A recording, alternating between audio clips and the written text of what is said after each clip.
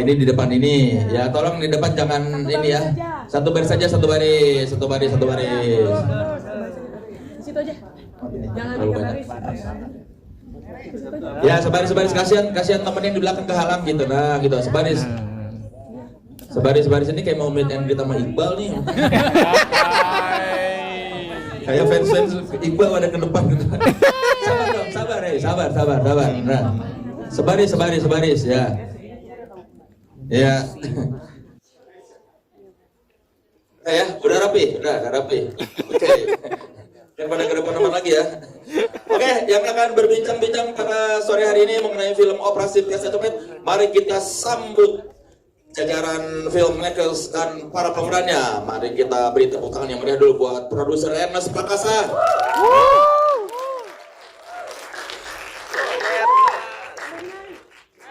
Produser Dipa Andika. Produser James Erlangga. Dan sutradara kita, beri tepuk tangan yang meriah buat Edi Kemon.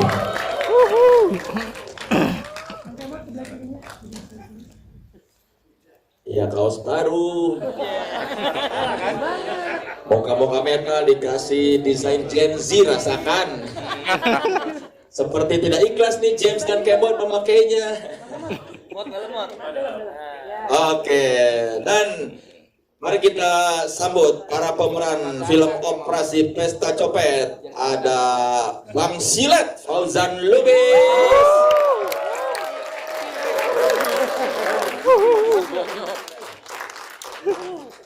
Sudah tidak gontai ya,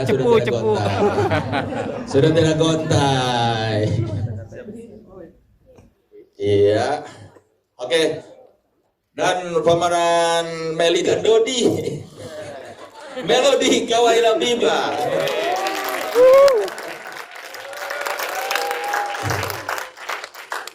Kawai.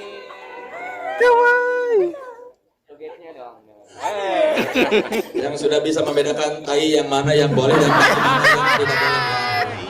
Pelajaran hari ini kita tahu ya. Jadi rekan-rekan wartawan kalau ada orang ngomong tai, tanya ini tainya apa maksudnya. Tanyakan pada ahli tai Kawaila Bimba ya.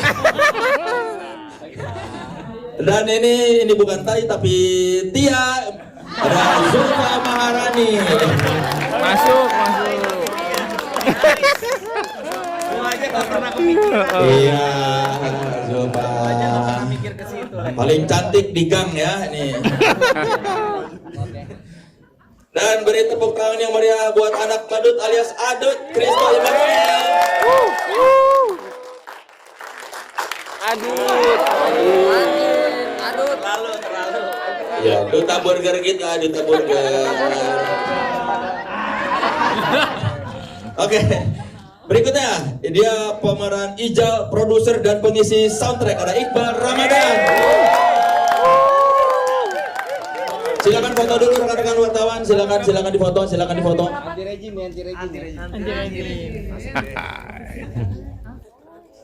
Anak yang dari bawah kanan kita dari bawah kanan dulu ke sana, kanan bawah dulu, biar adil, kanan bawah dulu, kanan bawah, ya, kanan atas, tuh kanan atas, Kanan tengah lah ya. atas itu, kan dong aku dikit, ya baru ke tengah, mana official mana, Ya itu yang bawah lampu. yang ya ke bawah kanan, tengah bawah.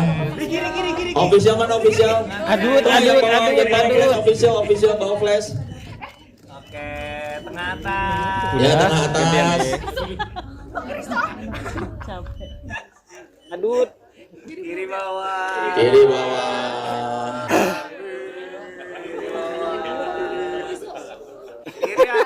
Kiri atas. Lah ini tugas lu, Leh. Iya. Ya kalian udah sering preskon kan udah tahu lah apa yang dia ngambil lagi. Kayaknya baru ada bilang. Payan udah ngerekam Payan udah Payan di depan. Yang penting Payan udah ngerekam. Kita tunggu di Twitter ya.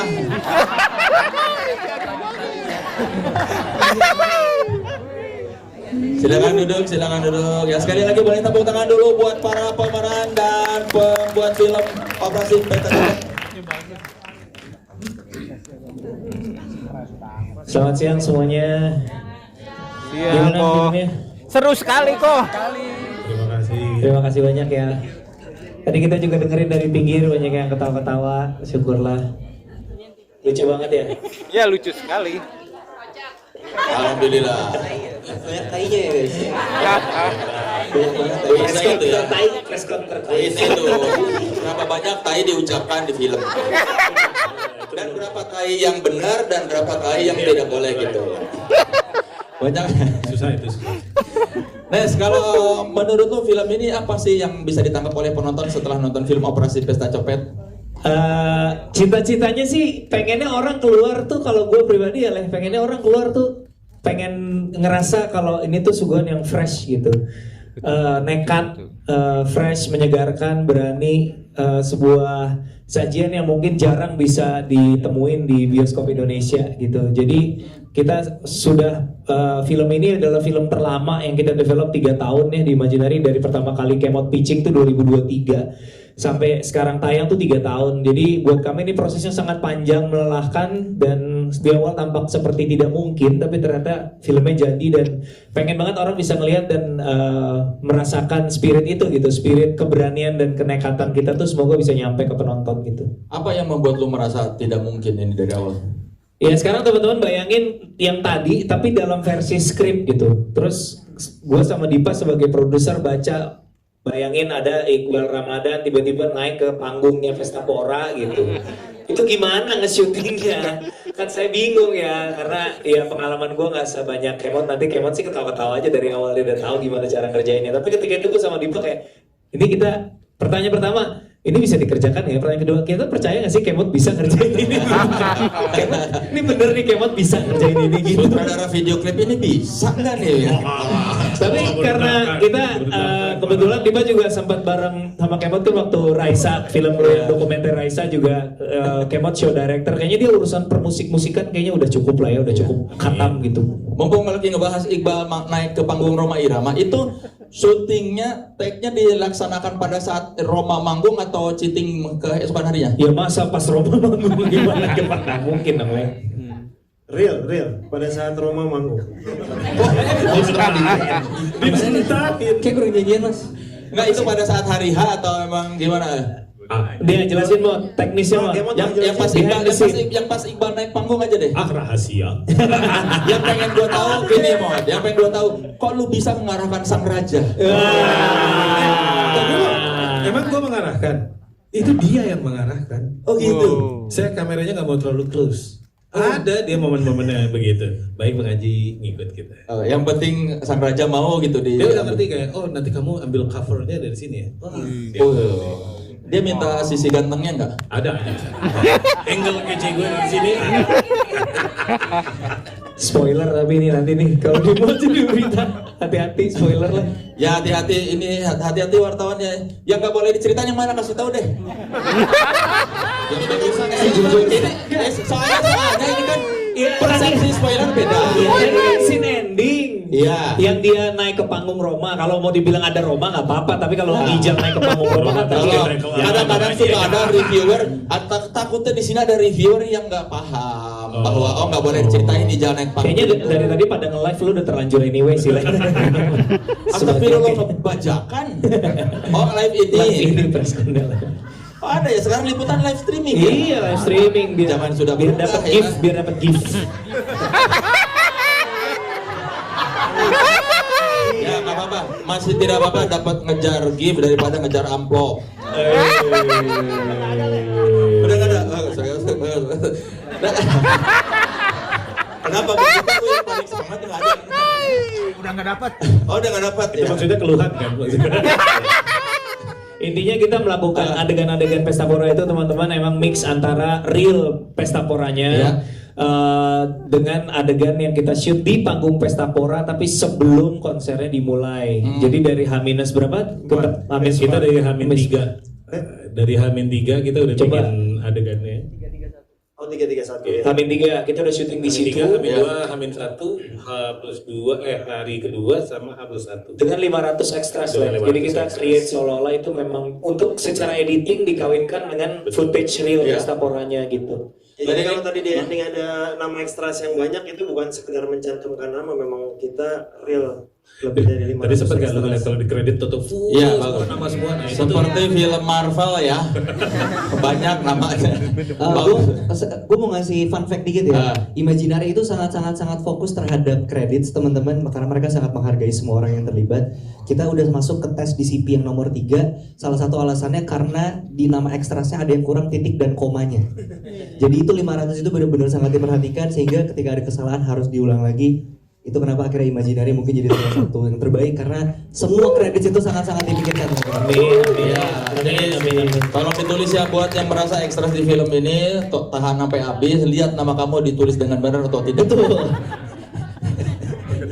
tapi udah nggak bisa revisi lagi juga sih. Ya kan kalau Capek banget, kita sudah berusaha semaksimal mungkin intinya. Capek banget sumpah. biar mereka posting di benar namaku titik komanya gitu. lebih huruf akan ada kelebihan huruf kan, soalnya kalau hanya 2 kan nggak enak juga. Iya, bagus berarti. Detail.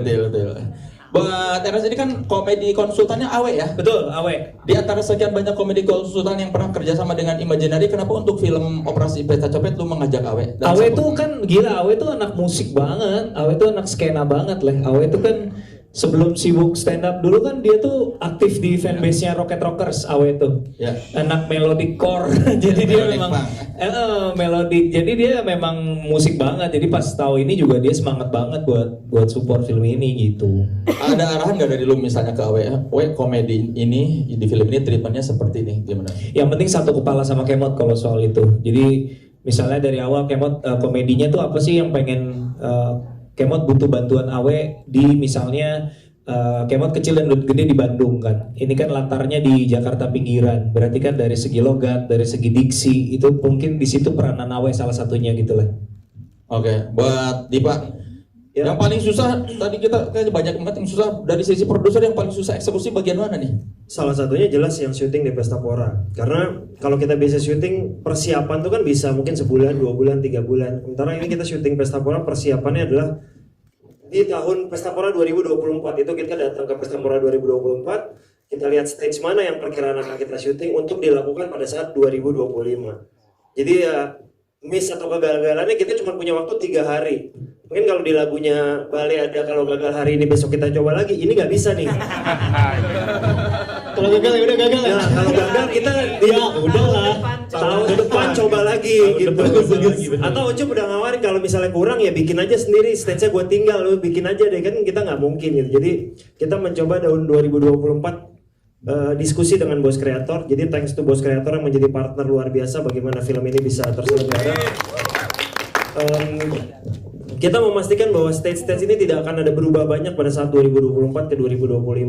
Stage utama yang akan kita syuting termasuk stage-stage lain akan mungkin kita pakai. Jadi salah satu yang tersulit adalah Pestapora karena kita syuting dari H-3, H-2 sampai H+. Dan memix melakukan, kita juga ada melakukan di sebuah studio yang mengcopy stage yang sama dengan Pestapora supaya teman-teman tidak akan merasa bahwa yang mana ya Pestapora, ya kita akan blended semua jadi satu. Semoga teman-teman tadi merasa bahwa ini semua rasanya adalah seperti berada di Pestapora gitu. Gimana kerasanya Pestapora? Aman? Atau kayak di Plaza Senayan. Katanya tadi Ernest bilang ini nekat, pasti kalau nekat penuh resiko ya. Setelah jadi filmnya, mana yang resikonya paling menghasilkan setelah dia di layar? Wah ini worth it sih mengambil resikonya. Meng-hire Kemot. Nice. Masuk. Si pendek ini langsung merasa tinggi. Jangan menilai orang dari fisik saja. Dipuji-puji, dari kualitas dong. Buat James nih, James kan ini Operasi Pesta Copet ini kolaborasi pertama ya antara Imaginary, bos kreator dan Angin Segar ya. Jadi sebetulnya peran Angin Segar di produksi ini apa? Ya pertama cerita lah ya Leh. Ceritanya kan dari Kemon. Terus berikutnya yang along the way selama produksi sampai pause ini ya lagu-lagunya kita ya approach ke semua musisinya. Oh semua lagu ini. Iya. Jadi urusan angin segar buat urusan rights apa segala macam Iya. Dan pendekatan ke semua musisinya. Ya, dari angin segar yang milih lagu-lagunya atau gimana? Enggak lah, kan kita punya, selain Kemotnya sendiri memilih, itu juga ada musik director yang merekomendasikan setiap scene cocoknya pakai lagu apa, lagu siapa, dan rilisnya apa. Makanya tadi ada ketika adegan masuk ada sukses lancar rezeki. Ya. Itu diganti ya, harusnya kan pulpen hilang di situ. HP hilang, dompet hilang. Itu berarti mereka rekaman khusus buat film ini. Ada beberapa dalam Di satu lirik lagu, itu ada. Liriknya emang Oh memang ada ya. Emang ada. Musik direkturnya siapa? Ken dan Mara dari Jerapah. Oh dari Jerapah. Makanya setiap adegan tuh terasa banget lagu tuh mewakili adegan itu. Justru itu. Dari awal Mor ketika bikin skrip sudah terbayang nggak? Ini lagu di adegan ini cocok nih. Enggak sih, belum sampai sedetail itu. Ada beberapa tapi nggak semua. Yang mana yang lu udah yang dari bayangan lu di skrip udah ada dan sampai dari film itu? Panturas yang si Jim Labrador di pasar tuh itu gue udah kebayang. Menurut gue lagu itu cocok buat kejar-kejaran di pasar gitu menurut gue. Ya karena Jim Labrador tentang kriminal ya. Ya kan cocok kan jadinya gitu. Nah terus tapi sisanya gue bener-bener buka ke Mara sama Ken sih. Maksudnya mereka, gue percaya taste mereka, sensibility mereka. Jadi mereka satu paket mulai dari bikin scoring sampai mengkurasi musik sama zaman sekarang yang masuk ke sini gitu. Angin Segar pernah kerja sama dengan Ken dan Mar? Belum. Ini pertama sih kita. Kenapa kalian memilih Ken dan Mar buat musik director? Gue sih yang mengusulkan, terus gue sih penggemar. Pertama gue penggemar Jerapah. Itu salah satu band terbaik Indonesia sekarang. Terus dari beberapa pekerjaan mereka di beberapa film gue suka. Terus menurut gue estetiknya mereka ngerti, skenanya mereka ngerti, kultur festivalnya mereka ngerti, jadi cocok lah gitu. Emang anak band juga gitu. Setelah film pertama ini Angin Segar, apakah kedepannya bakal memang lebih serius lagi di film layar lebar atau nunggu ini laku atau enggak? Film pokoknya mama. Film. Industri. Film aja. Industri belum tahu. Sinema. Tapi film. Oh memang bakal ke film, Bakal ke film. entah itu layar lebar, entah itu ya. OTT, dokumenter, pokoknya memang pendek. ya. Oke, buat Kemot, kenapa menurut lu film ini harus disaksikan di layar lebar, cinematic experience? Jadi tadi juga akhirnya gue juga merasakannya sendiri sih. Begitu kita ngeliat di layar ini tuh experience momen-momen besar kayak misalnya Wall of Death, Moshing, semua sekali itu tuh jadi terasa multiplying begitu dilihatnya di layar besar dengan suara. Jadi kayak ngerasain sensasi. Kita berusaha banget bawa rasa dengerin konser, kayak dengerin PA band ke bioskop tuh kita berusaha ngejar itu gitu. Jadi kayak ibaratnya kayak ngerasain sensasi nonton konser di bioskop. Itu salah satunya. Plus gambar juga, gue berharapnya cara ngambil gambar tadi tuh akan berasa berkali-kali lipat ketika disaksikan di layar besar gitu. Soundnya, gambarnya gitu. Berarti ada treatment khusus dari sisi sound. Betul. Jadi kayak misalnya untuk beberapa band kayak misalnya yang si Morfem, terus kemudian Teenage Death Star itu tuh memang kita rekam mereka main live. Jadi kita dapetin multi tracknya, terus kemudian kita mixing supaya rasanya memang kayak lu denger live konser. Jadi memang bukan kayak biasanya kan musik film akan menggunakan audio Yang sudah ada ya. Betul. Nah ini supaya rasanya memang kayak lu nonton konser, lu manggung bener gitu. Jadi adegan Teenage Death Star ketika di film dan adegan Morfem ketika di film itu Live. ketika mereka manggung ya. Pada saat tag itu ya. Real manggung lah itu lah. Ya, jadi buat para pecinta Morfem atau Teenage kalau menyimak lagunya ini nggak akan ada ditemukan di rekaman lain, cuma ada di Operasi Peta Jepit. Betul. Karena live di situ. Anda bangga ya? Lumayan. Kenapa gitu sih? Ya, saya hanya bertanya. Sudah ada intensi iri dong Anda. Enggak dong, saya hanya bertanya. Anda kayak terlihat bangga, makanya saya bertanya apakah Anda bangga dengan itu? Jawab dong kalau bangga. Nanti saya ria, kalau saya jawab saya ria. Tidak apa-apa, ini kan hanya pencapaian. Syukuri, bukan ria. Alhamdulillah. Bagian mana yang paling Anda banggakan dari film ini? Yang kalau misalnya udah meskipun udah puluhan kali ngedit terus setiap ngeliat ini, aku bangga pada diriku sendiri. Seluruh filmnya gue Pasti ada satu bagian yang aku keren sekali. Wall of Death sih sebenarnya salah satu yang gue banggakan ya. Nah Wall gitu of Death. kan, ada kan. Maksudnya Iya iya. Ada ekstra komen tetap. Iya kan bener ada. Sudah saya duga. Saya tahu Kamu kayak pasti Mod. ada. Saya tahu kayak Mod. Saya udah kenal lama dengan dia. Pasti ada momen-momen. keren juga gue gitu ya. Iya kan, mungkin lebih tepatnya gini lah. Wall of Death itu salah satu adegan yang ketika lu nonton di editing sama nonton di bioskop itu beda banget rasanya. Iya betul. Itu teramplifikasi banget experience-nya pas scene Wall of Death itu menurut gue memang merinding banget sih. Gue pertama kali lihat bioskop juga merinding banget ngeliatnya gitu. Itu kan kata Kemod lainnya cuma kecil ya. Apa satu kalimat ya. Betul. Ijal berlari dikejar security di tengah Wall of Death. Betul, hanya gitu skripnya di itu. Udah gitu doang kan, gampang. Erna sama Dipa nanya nggak waktu itu Mod? Waktu baca kalimat itu deskripsi adegan. Apa pertanyaan Ernest buat tuh? Apa itu security?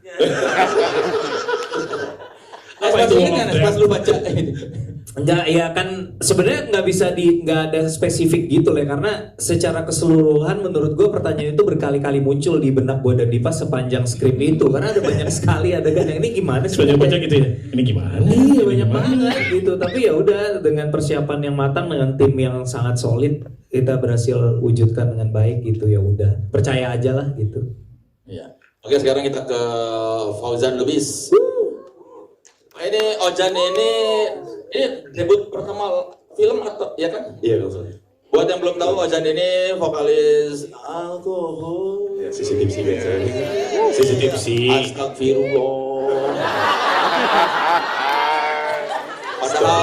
Padahal azannya bagus loh. Saya pernah mendengar dia azan. Namanya kan Fauzan Azan ya. Mirip. Fauzan Azan. Dan sebelum kita nanya ke Ojan, gue lupa. Lu ngajak dia karena melihat kan buat yang belum tahu Fauzan Lubis ini pernah diajak sama Kebot di pertunjukan Ken Arok di festival Synchronize berapa tahun lalu ya? 2 tahun yang lalu. 2 tahun yang lalu Fauzan ini jadi Ken Arok pemeran utama di teater musikal legendaris karya Hari Rusdi. Mod. Alasan lu ngajak Ojan di sini karena ngelihat penampilan dia di Ken Arok. Salah satunya gara-gara itu bosnya udah pernah bekerja sama, udah ngeliat. Meskipun memang waktu itu teritorinya masih teater ya, karena kan lu teater sama film berbeda. Ya. Cuman justru gue ngerasa Ojan di sini sangat steal the show di film ini. Maksudnya setiap ada kemunculan dia di frame tuh menyita perhatian dan memang gue membawa sense of reality jalanan ke anak-anak baik ini dengan bawa satu brengsek gitu. Dia yang dari jalanan beneran, nah sampai Zulfa pun bertanya-tanya pertama kali mengenal kan, bang nemu di mana ini? Kayak preman beneran ya. Kayak preman. Karakter Silet tuh salah satu yang kita nentuinnya paling alot ya dari hasil casting banyak. Kayak kita casting cukup banyak lah untuk Silet karena kalau Ojan kan pertimbangan dia belum pernah main film kan. Itu juga buat kami pasti pertimbangan juga gitu. Tapi ngelihat hasil casting sih kita kayak akhirnya yuk kita berani yuk kita coba nekat aja lah gitu. Gimana Jan waktu ditawarin buat main film? Bagaimana lu Bangga atau pertanyaan itu khusus buat Anda, Bang Edi. Pertanyaan itu buat Anda. Gimana dan waktu diajakin? Yang ngajakin pertama Kemod apa dari Ernest atau Dipa? Dikabarin sama Bang James awalnya. Oh James. Iya, dikabarin Bang James. Habis itu kita castingnya tuh via Zoom. Terus ya nothing tulus aja sebenarnya sih. Namun waktu akhirnya diputuskan untuk bermain film, jujur 14 tahun yang lalu saat saya masih bersama Redo kerja di PT, almarhum Mas di PT sama almarhum Mas Yayu tuh selalu bilang saat setiap kita latihan, setiap kita pertunjukan teater tuh Fauzan harus main film, Fauzan harus main film. Namun saat itu mungkin umur saya masih 21 atau ya sekitar segitu, 19-20 tahun saat itu. Yang dimana di office saya saat itu main film tuh jadi mahasiswa ya Bang Emal. Kayak terkenal of something gitu kan Bang, uang banyak gitu kan. Ternyata pas shoot pertama gitu kan main nih di sini shoot pertama terus dapat nih enak kayak teater gitu kan Bang. Tiba-tiba ada shot kedua di mana temponya harus sama supaya mempermudah proses editing, jadi belajar banyak. Jadi itu poinnya. Oh, ya karena kalau di teater kan sekali sekali main aja, iya. Berarti awalnya lu tuh kayak menganggap Gampang nih. Iya, ada kayak gitu. Lega meremehkan sih lebih tepatnya. Apa ya? Ternyata dulu almarhum Mas Didi dan Mas Yayu bilang harus main film itu ternyata untuk belajar. Untuk belajar bisa mempertahankan dan bertanggung jawab terhadap dialog. Bahkan sampai hembusan nafas gitu, sedetail itu. Jadi luar biasa tuh teman-teman ini sudah lama di industri film sih, keren banget sih. Harus bisa mengulang emosi yang sama dalam beberapa kali gitu. Iya, begitu sih. Tapi berarti kalau buat lu lebih mudah mana, acting di teater apa bernyanyi apa di film? Buat seorang Fauzan Lubis tuh lebih semuanya ada plus minus sih. Semuanya ada plus minus, cuman jujur yang paling butuh latihan ekstra di film. Butuh latihan ekstra sih. Dan apakah sutradara Edi Kemodeni membantu lo? Oh, tentu sangat. Energinya luar biasa. Kalau udah ada di set itu kita jadi merasa jauh lebih pede tentunya. Gitu. Apa kalimat-kalimat yang dia katakan yang menyemangati lo ada nggak? Kita ingin dengar, mungkin ini petok sang sutradara buat seorang debutan. Justru Bang Kemot kayak apa ya? Kayak kasih lepasan dalam artian ya udah ngopi aja, santai dulu. Bang sebat dulu santai gitu loh, kayak dikasih kebebasan dan ketenangan sih lebih tepatnya kitanya. Gitu, jadi nggak ada pressure. Kalau menurut gue sih gitu, Bang. Emang gimana Mas dulu? Ini baru nih. Di antara yang lain ada treatment khusus nggak buat menyemangat? Apa maksudnya nge-treat aktor baru nih? Enggak, karena memang gue pengen dia jadi dia. Jadi gue nggak banyak arahin karena gue pengen dia jadi dirinya sendiri di tongkrongan ini. Jadi gue lepasin. Bahkan banyak skripnya yang akhirnya Ojan trik sendiri. Kayak misalnya di adegan bus tuh ngarap sugap segala apa itu? Ya yang bahasa dia sendiri yang bikin gitu. Itu bahasa pemabuk ya? Itu dia, Bang.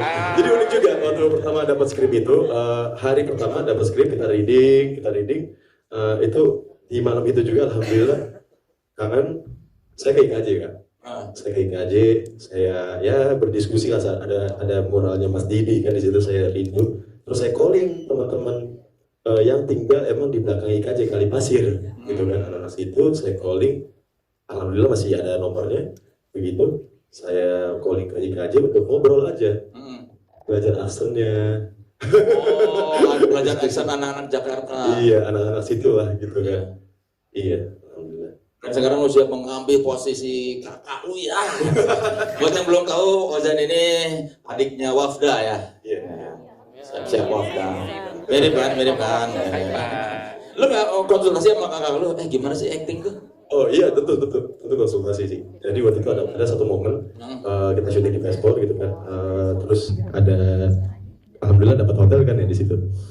Jadi waktu set itu kurang lebih saya kurang dapat gitu, rasa kurang enak gitu kan. Akhirnya setelah itu saya ke kamar, saya telepon Wafda gitu. Saya tanya, Bang, nih kok gue main gak enak nih, tapi sutradara udah bilang oke, cuman kok gue gak puas ya gitu kan. Terus habis itu Wafda ngingetin lagi pesen almarhum Gugit sama Mas Yayu Unru. Zan, ingat kata Mas Yayu, sisakan ketidaktahuan, di situ letak Tuhan hadir. Wis, itulah percakapan anak jurusan seni. Nice. Ya, kayak gini. Kok percaya sama kakak gue gak gitu? Karena kakakmu tidak menyayangimu.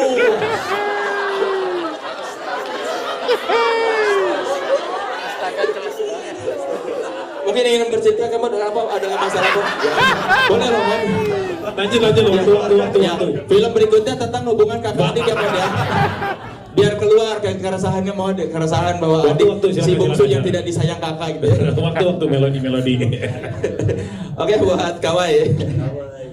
Ya. Kawai ini kan kalau di film anak yang paling ngerti skena ya. Nah, kalau menurut Kawai apa sih yang paling relate dari karakter Melody dengan anak muda zaman sekarang? Kalau menurutku mungkin karakter apa yang relate dari karakter Melody ke anak-anak zaman sekarang itu adalah keinginan untuk ngulik sih, rasa ingin tahunya gitu. Kalau aku sebagai Gen Z, sebagai usia 20-an awal, aku bisa melihat gimana generasiku ini sangat-sangat kalau memang ingin cari tahu tentang sesuatu tuh dikuliknya tuh sampai ke dalam gitu. Dan aku bisa melihat itu juga di karakter Melody, gimana dia yang baru lulus SMA, dia yang masih cari jati dirinya, dia yang masih aku gede mau jadi apa ya? Aku suka musik, tapi gimana ya caranya biar bisa ke sana? Nah, itu semangat membaranya Melody yang menurutku ada juga di generasi sekarang. Gitu. Ada berapa banyak band yang kamu baru tahu setelah main OPC nih? banyak Mang. Apa aja misalnya? Burger Kill udah tahu. Apa? Barefoot baru tahu. White Chorus baru tahu. Karena sebenarnya walaupun saya juga suka musik, Mang, tapi memang saya itu untuk musik Indonesia biasanya yang jadul. Jadul banget. Gitu. Jadi ketika pendalaman karakter Melody dan dia memang harus tahu skena musik Indonesia yang saat ini sedang ramai itu apa, itu jadi sebuah pembelajaran dan pencerahan juga pada akhirnya gitu buat aku, Mang. Tapi Banyak. Seringai tahu? Oh, tahu. Kalau nggak tahu Siapa yang nggak saya. tahu Seringai ya sih? Kalau nggak tahu kayak saya nggak ikutan di film ini. Siapa tahu? Oh, Seringai ya? Band apa tuh? Dan kurang terkenal. Gitu. Ada masalah apa, Mod? Ceritakan aja, Mod. Ayo, Mod. Balik lagi. Kita hadir buat kamu di sini, Mod. Waktu. Iqbal. Kamu pernah tahu ada orang yang kecopetan di konser?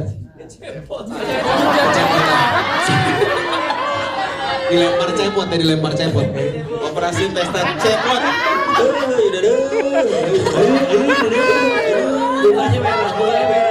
Mulanya merah. Sebelumnya pernah denger, Mang, untuk soal kecopetan di konser, tapi nggak pernah tahu bahwa ternyata bisa semasif itu fenomena copet di konser ini, karena sebelumnya taunya mungkin di terminal atau di stasiun gitu. Jadi sekarang kalau misalnya ada teman kamu nanya, "Kawe, gimana sih caranya supaya aku nggak kecopetan nonton konser?" Apa tips kamu? Nah, Nonton film ini. Benar. Itu jawabannya. Iya, orang bakal tahu kalau nonton konser ini, film ini bakal nggak kecopetan di konser. Kalau menurut saya sih karena memang film ini kan menceritakan gimana sih cara komplotan copet ini beroperasi. Jadi memang bukan mengajarkan kita, ayo kita copet yuk, kita tahu nih caranya gimana. Kan enggak, tapi biar kita bisa tahu gimana sih cara mereka beroperasi sehingga nanti misalnya kita berada di tempat umum dan kita udah mulai engeh, wah udah ada yang ngalih nih kayaknya nih, udah ada yang nyegel-nyegel nih, kita bisa tahu dan kita bisa menjaga diri kita sendiri juga dari kecopetan itu. Makanya sih mungkin gitu sih, menyarankan kalian nonton film ini. Kamu sekarang waspada juga kalau pergi ke konser ya? Betul. Kalau kamu jadi orang mau nonton konser, kamu bakal naruh HP di mana? Di dalam tas. Kalau nggak di dalam tas, dipegang terus aja. Okay. Kalau di kantong itu lebih jadi ini kan. Bahaya banget masalahnya. Maaf, jadi aku tuh bulan Februari atau Maret kemarin kan manggung di M Block ya. Iya. Dan benar-benar ngerasain scene saat crowd surfing dan ada yang mutus. Itu di depan mata saya. Melihat. Iya, persis. Dan itu mixed feeling kayak saya soalnya lagi main di tengah-tengah, lagi nyanyi banget, lagi melanggamkan nada gitu. Melanggamkan nada.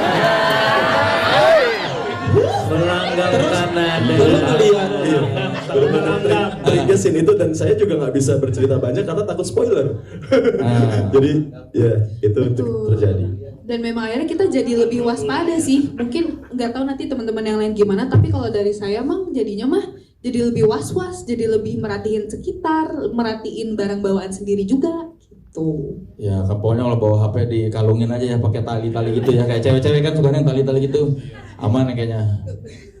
Bisa juga. Ya, atau nggak usah bawa apa-apa sama sekali gitu ya.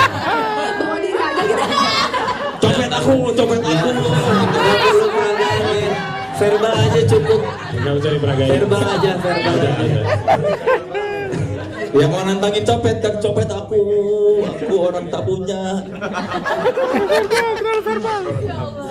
Kristo, tadi kalau kita lihat persahabatannya terasa sekali ya, boleh tepuk tangan dulu dong buat persahabatan. Adut, bromance sekali Adut. Iya dong, bromance. So di kehidupan nyata lu punya sahabat kayak Ijal nggak? Punya dong. Aslinya. Kalau gitu apa arti chosen family buat lu? Asik. Kan lu Gen Z, lu masih suka bahasa Inggris. Iya, Fast Furious ya. Iya, bentur itu.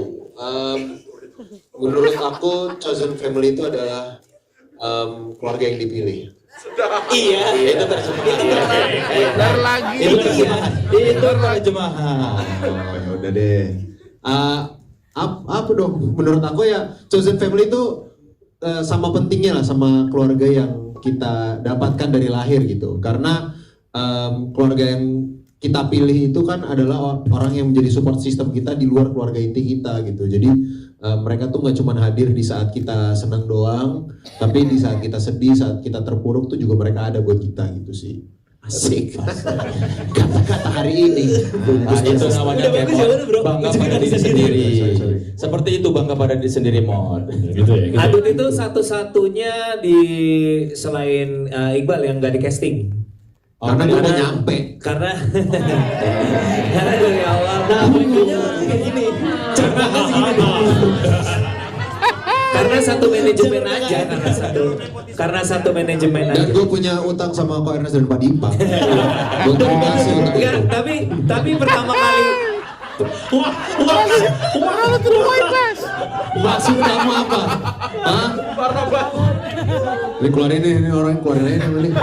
Ini keluarin. lu anjing bro. Oh iya. Sorry. Tapi gue mau nanya sama lu, pertama kali kami lempar Kristo tuh lu langsung mau gua adut Kristo. Nah, kenapa? Lu nggak yang Iya, ada opsi nggak? Ada opsi nggak? Lu langsung soalnya berat banget. Oke, gua Kristo. Oke, kenapa? Coba lu langsung mau sama dia. Enggak, soalnya waktu itu Ting Ning udah keluar belum sih? Udah dong. Gue suka banget sama Ting Ning. Ya kan dia nggak ada di Ting Ning. Belum dong. Bukan, cuma maksudnya gue nonton Belum. Kita pas reading. Bener. Enggak, tapi gue selalu nonton film-film Kristo dan gue suka. Gue udah lama follow impersonate. Bener.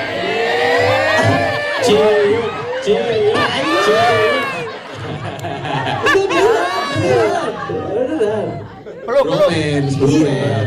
Karena memang, nah ini gue sukanya, gue merasa persahabatan antara laki-laki itu harusnya tuh seperti ini gitu. Gimana kayak saling puji, saling sayangnya tuh nunjukin gak apa-apa. Santai aja. Normalisasi, santai gitu. Kenapa harus takut gitu? Sama gue tahu soalnya kan dari awal dikasih tahu bahwa ini film drama komedi. Terus dari awal tuh emang udah dibilang, lu tenang aja Bal, lu nanti lebih banyak dramanya, semua beban komedinya adanya di Kristo. Asik tuh. Jadi tidak begitu beban sama sekali. begitu gue kayak, oh yaudah aman. Kristo aja.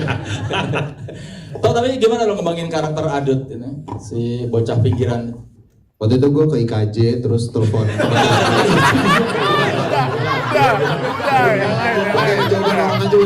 Lu sedang jongkok, ceritain dulu jongkok, ceritain dulu.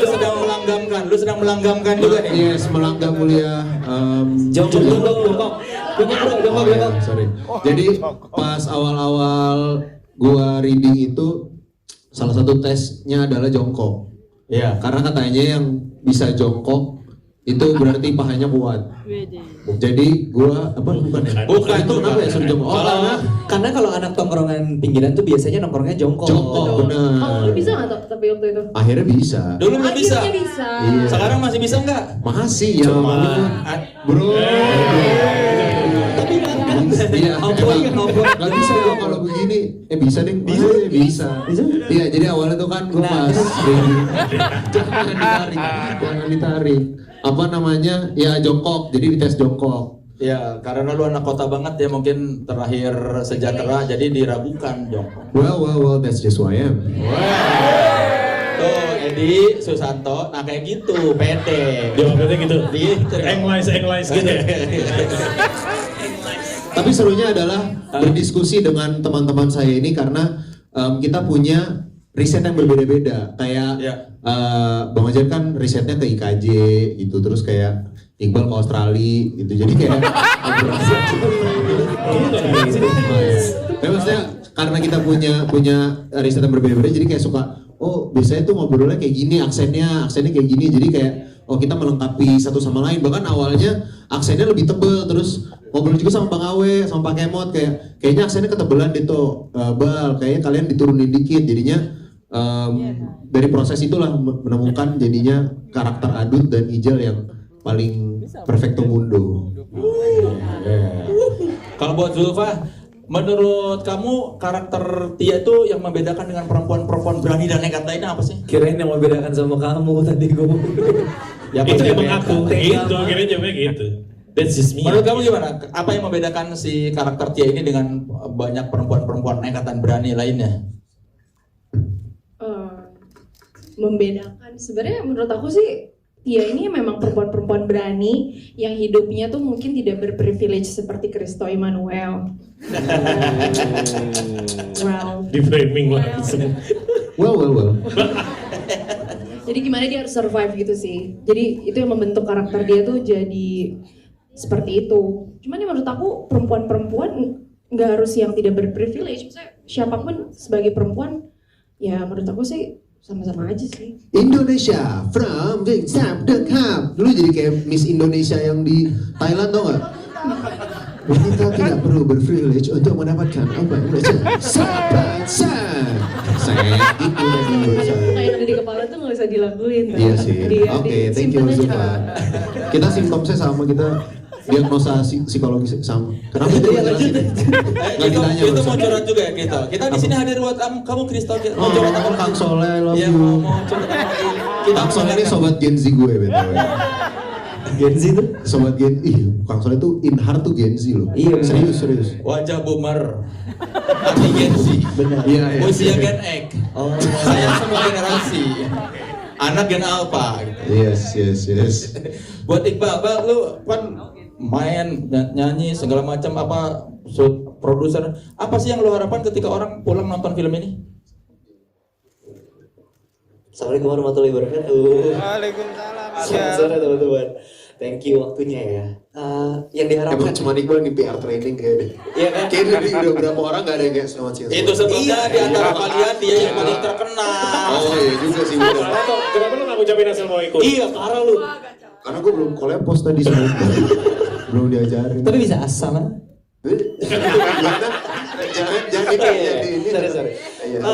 Harapannya kayaknya kalau buat aku sih, aku berharap film ini itu bisa menjadi suara yang pertama-tama untuk mereka yang tidak diberikan kesempatan atau bersuara. Lalu yang berikutnya adalah harapanku teman-teman yang udah nonton film ini nanti tanggal 27 Agustus keluar bioskop tuh bisa ngerasa film ini tuh gue banget gitu. Mereka tuh bisa sampai merasa bahwa entah dari karakter-karakternya, entah dari background kehidupannya, entah dari musiknya, entah dari latar festivalnya, entah dari persahabatannya, entah dari kenekatannya, tapi ada sebuah hal yang mereka tuh bisa ngerasa di dalam diri mereka, Pesta Copet tuh film gue banget gitu. Sehingga mungkin nanti 5, 10, 15 tahun ke depan ketika ngobrol sama ponakan-ponakan, sama anak-anaknya, dulu film apa sih favoritnya waktu muda gitu. Harapannya sih mereka bakal jawab operasi Pesta Copet gitu. Oke, boleh tepuk tangan dulu dong. Pananda zaman. Kan kalau pasti lu selalu belajar sesuatu yang baru setiap habis produksi film. Apa sesuatu yang baru yang lu pelajari setelah produksi Operasi Pesta Copet? Waduh, terlalu banyak kan. Terlalu banyak yang dipelajari dari project ini gitu.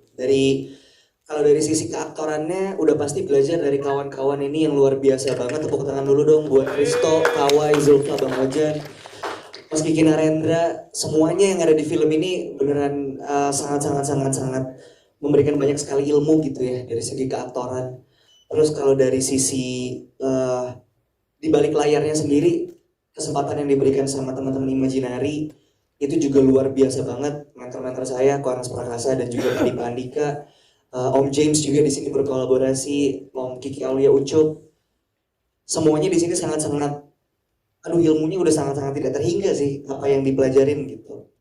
Terus juga musik, Kenmar, Om Kemon sendiri juga banyak ngobrolin musik, teman-teman musisi yang terlibat. Ini semuanya udah sangat-sangat priceless sih kan buat saya.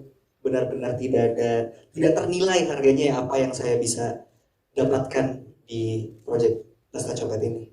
Oke, boleh tepuk tangan dulu sekali lagi buat para pemeran dalam membuat film Operasi Pesta Copet. Dan sekarang saya mau memberi kesempatan buat rekan-rekan media yang mau bertanya. Silakan panitia ditunjuk. Oh, ada ya. Mana itu? Oh, di atas. Halo, selamat sore. Saya Adi Prawira dari Kompas.com. Sebelumnya terima kasih Imaginary, MC-nya Kang Soleh seru banget. Jadi lebih yang dipuji gitu-gitu kita Sudah pasti acara meriah kalau saya. Enggak, udah biasa. Jangan lain kali jangan gitu. Enggak benar itu. Jangan dipuji-puji, Mas. Jangan sedih, jangan. Oke, pertanyaan pertama ya. Gua ke Iqbal dulu. Iqbal, lu di sini kan ngambil peran sebagai produser juga ya. Apa keputusan lu sebagai produser? Gua nggak tahu di bidang apa ya lu produsernya, yang akhirnya jalan di operasi Pesta Copet. Itu yang pertama. Terus yang kedua ke Kang Kemot, gue pernah dengar di podcast mana gitu, kalau nggak salah lu bilang saking lamanya nunggu syuting, akhirnya lu gambar storyboard ya? Iya. Untuk naskah skenario-nya. Itu kira-kira bakal dirilis nggak? Thank you.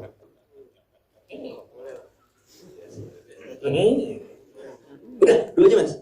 Oke, Ya, mungkin silakan, pertanyaan Pak. Mas Adi. Kenapa jadi produser ya? Atau bagaimana? Keputusan apa? Sebenarnya kalau keputusannya apa, kalau dari aku pribadi emang dari dulu selalu bercita-cita untuk bekerja dari balik layar. Memulai karir dari umur 9 dan selalu berada di bawah sorotan lampu dari kecil. Aku pikir asik. Humble break. Umur boleh muda, usia showbiz boleh diadu bro. Ini boleh contoh nih. Ini ya, aku contoh ini ya. Iya. Tergambar tuh kayak gini. Oke. Nah itu padahal tadi maksudnya minta dikasihanin loh. Child abuse maksudnya. Lah kemana lagi? Iqbal mau cerita apa? Kita hadir di sini buat Iqbal. Saya sampai ke psikolog loh. Aduh, gila. Iya enggak, jadi dari kecil udah di industri kan Mas. Terus jadi selalu serius. Selalu punya cita-cita untuk berada di balik layar. Banyaklah orang-orang mentor-mentor yang udah selalu menginspirasi dari usia muda gitu ya, melihat misalnya Tante Mira Lesmana jadi produser film gitu, selalu terinspirasi lah untuk menjadi produser. Entah kenapa sih jadinya produser bukan jadi director gitu. Bahkan 10 tahun lalu waktu saya mau coba apply buat beasiswa, ada esai tulisannya tuh pertanyaannya apa yang akan kamu lakukan dalam 10 tahun mendatang. Salah satu tulisan saya adalah saya ingin jadi produser musik dan produser film. Nah, alhamdulillahnya itu nulisnya 2015, 2026 alhamdulillahnya dua-duanya tercapai di Pesta Copet. Alhamdulillah. Puji syukur. Jadi emang selalu punya cita-cita untuk bekerja di balik layar, dan luar biasanya Imaginary menyambut dengan tangan terbuka gitu untuk generasi muda untuk belajar dan terjun langsung untuk mencoba sebuah hal yang baru, berbuat kesalahan, gagal coba lagi. Dan saya nggak bisa minta tim yang lebih baik daripada apa yang udah ada di Pesta Copet ini, karena saya diberikan ruang yang gede banget juga untuk bereksplorasi sebagai aktor, produser dan juga pengisi soundtrack di sini. Gitu. Ya, salah satunya jaket semua yang kita pakai semua desain baik.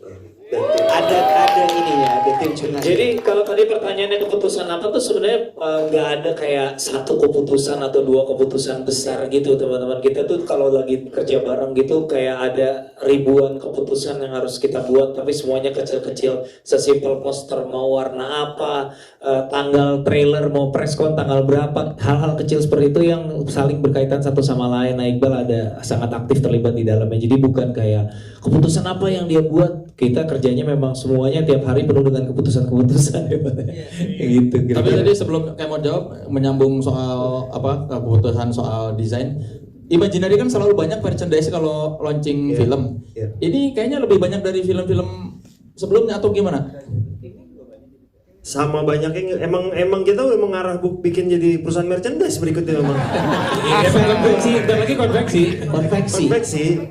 Ya. Jadi emang ya kita mencoba mempertahankan, pengennya juga jaket, kaos atau apapun yang kita hari-hari juga pengen kita pakai gitu, bukan cuma pas promo film. Makanya ada beberapa keputusan yang Iqbal kita bolehkan, kalau approval boleh ke Iqbal aja. Udah gitu. Kalau soal apa merchandise ini ya, salah satu. Oke. Saya mau silakan jawab tadi soal storyboard. Sempat ada wacana, tapi sebenarnya yang akan kita eksekusi segera adalah artbook.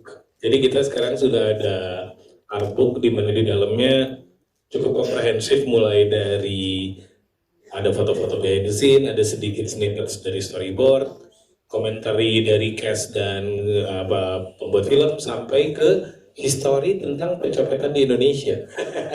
Benar menarik banget. Jadi ada artikel-artikel, ada ini dari tahun dulu, ada asosiasinya berkumpul segala. Jadi asosiasi copet. Iya, ada risetnya di Bandung, di Jawa Barat. Dan jadi mereka mengasosiasikan bahwa mereka copet. Nah, nanti lihat ya di artbooknya sangat menarik karena itu jadi kayak ternyata memang ada faktor budaya, ada garis turun temurun bahwa kita memang punya budaya mencopet.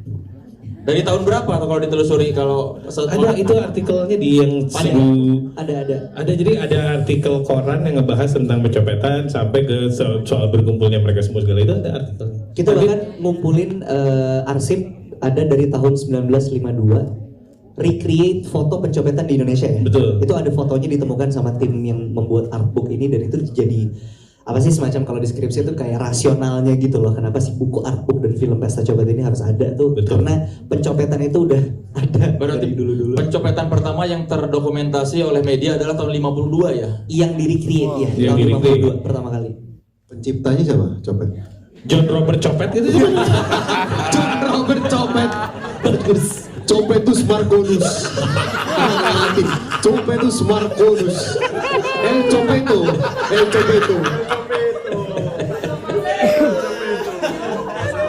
Oke, ada lagi yang mau bertanya? Mana tadi panitia? Silakan panitia. Mana? Oh, itu. Kasih. Cek. Halo, Halo. aku Bima dari Vibis. Aku punya pertanyaan buat Bang Kemot. Bang Kemot sebagai sutradara, scene mana yang menurut lo paling susah ditangkap? Terima kasih. ditangkap.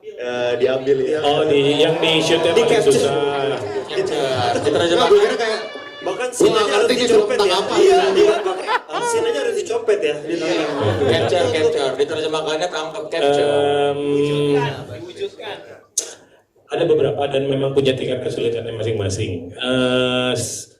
Case in point kayak misalnya yang scene terakhir film kita yang naik ke atas panggung tuh itu scene terakhir kita itu punya tingkat kesulitannya sendiri dan window kerjanya sangat pendek.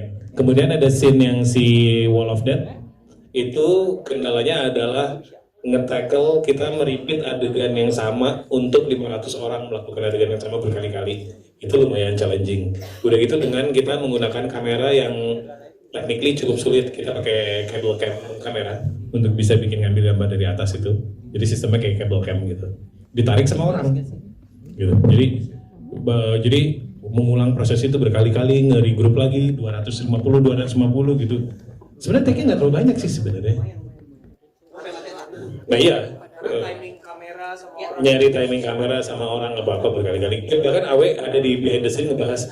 Jadi jam 7 pagi Awe datang, di luar lagi latihan Wall of Death. Terus kata Awe, ini Wall of Death terpagi yang saya pernah lihat ya seumur-umur. Mosing jam 7 pagi. Cocok tuh.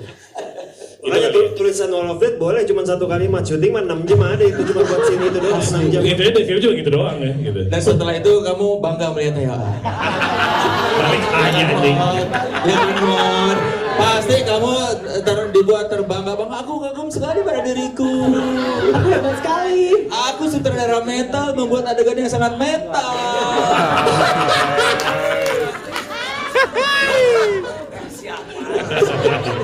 Imajinari nggak bisa cari MC lain lah. Nah, ini jatuhnya podcast ya. Ini jatuhnya podcast live sih kata gue.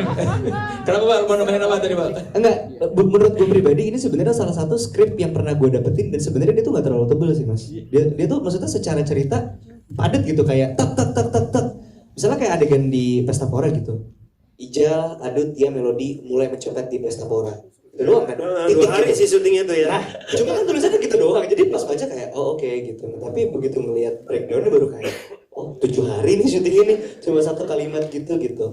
Dan tadi menyambung pertanyaannya Mas Adi juga tentang storyboard. Ini juga kali pertama saya dapat skrip yang full satu skripnya itu storyboard. Ada storyboardnya kayak hampir kayak syuting iklan sebenarnya. Dan ini pertama kali saya mendapatkan skrip bentuknya horizontal. Oh iya benar. Biasanya skrip itu kan vertikal kayak skripsi kan. Nah ini horizontal karena sebelah kirinya skrip, sebelah kanannya storyboard.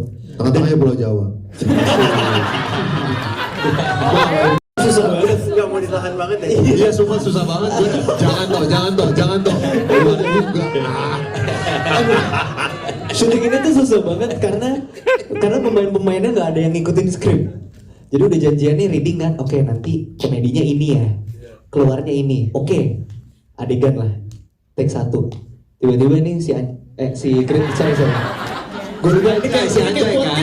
Si Anjay. Iya bener. Gara-gara langsung jadi kayak podcast sumpah. Saya hanya menyarikan apa karakter kalian. Oke, bagus. Saya biasanya berwibawa dong. Oh gitu. Dan di situ Anda bangga. Di situ Anda bangga. Bangga sekali saya pada diri saya sendiri. Bahwa Anda berwibawa tuh Anda bangga. Saya memang adaptif terhadap kondisi. Oke. Ada yang mau dicurhatin lagi Kang Sol? Tidak, saya tidak ada masalah. Oke. Baru bilang kita ada di sini untuk kamu. Dia Ternyata udah kamu. kawasan miring nih berarti dia. Iya, kawasan. Enggak sih, Kristo tuh dia tidak pernah ngikutin skripnya.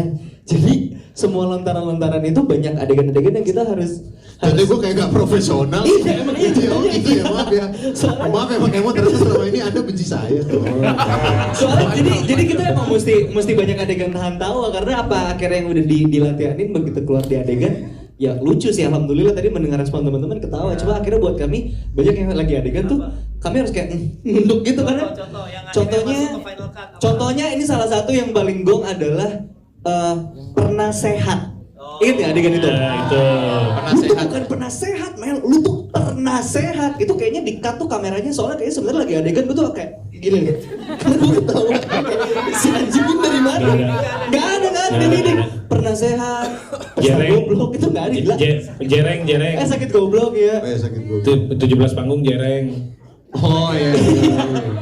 Itu lucu banget. Musik orang Amerika? Musik orang Amerika. Kayak itu kayak di sama Bang Awe. Bisa di Bang Awe ya? Oh iya. Inbok. Iya. Robinson. Cimino. Lu gila. Iya itu tapi maksudnya tektokan apa di kamera roll action, tektokannya langsung di situ gitu. Jadi emang kalau rasanya kayak syuting dokumenter ya emang agak-agak kayak gitu Tapi sih. mungkin itu juga terjadi karena kan dari awal treatment kita memang mau dokumenter ya. Jadi ada semi dokumenternya. Jadi gue memang sengaja nggak pengen anak-anak ini scriptednya kaku. Jadi udah lepasin aja kalau misalnya ada reaksi, tektokan apa segala. Kayak misalnya ada satu lagi tau yang lucu yang apa yang dia loncat-loncat, yang berhasil nyopet. Oh ya itu improv semua. Itu improv semua. Yang kamu berhasil, tapi jangan loncat-loncat. Terus lagi itu Kristo ngebalik. Iya nanti malah yang dicopet. Selamat ya. kamu udah coba. Itu full improv. Iya itu nggak ada. Itu full improv.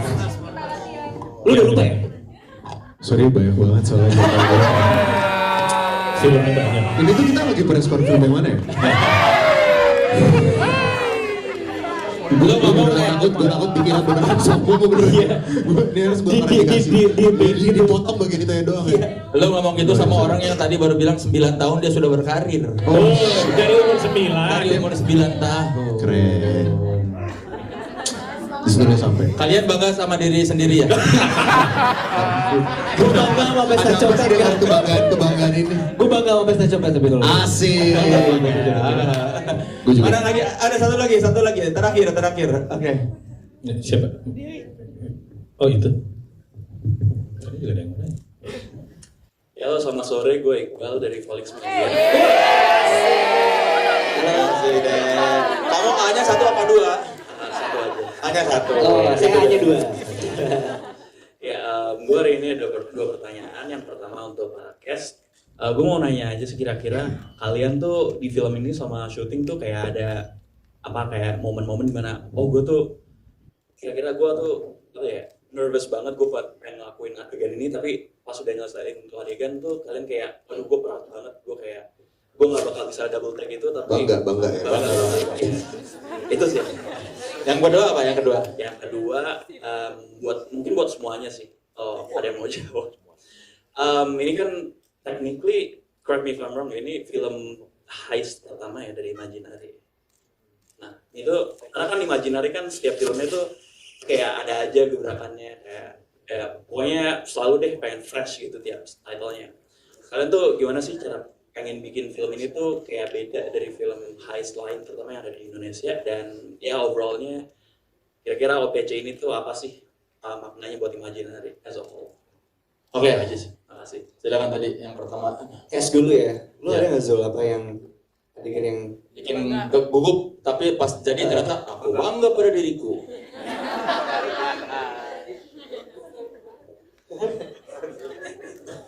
Dari kawai dulu deh, kawai lebih ekspresif, kawai. Yang paling nervous apa? Adegan mana? Mungkin scene yang ini sih kalau teman-teman ingat ketika Melody sudah memakai kostum kamuflasenya. Kebersihan ya? Iya, jangan disebut. Kan cuma saya bilang kebersihan itu kan bisa berarti higienis. Terus itu kan memang Enggak sih, enggak gitu, Le. Enggak gitu cocokologinya, enggak. sudah diperhalus pakai kostum. Iya, mungkin yang sini tuh sih teman-teman ya, Mas Iqbal juga, karena memang itu kan kebagiannya ketika syuting itu dilakukan langsung di hari H pesta poranya. Jadi memang bukan hanya deg-degan atau khawatir secara karakter, tapi secara teknis juga itu lumayan bikin deg-degan karena memang kita harus mengcapture momennya, kita gak boleh terlalu banyak pengulangan, kita harus adjust sama semua hal yang terjadi di pesta pora gitu. Tapi kemarin sih ngelihat cuplikannya, alhamdulillah, oh works ternyata di scene itu, alhamdulillah. Mungkin itu sih Mas. Bangga ya. Aku bangga dengan diri sendiri. Bagus, itu yang ingin saya dengar. Bagus. Ya, mungkin yang lain. Ojan apa yang bikin bangga Jan? Sebagai aktor perdana. Yang bikin grogi tuh pas lihat hasilnya bangga. Setiap scene deg-degan, selalu deg-degan. Gak pernah gak deg-degan karena film pertama juga ya. Terus pas nonton jujur aja sih, sebenarnya gimana ya?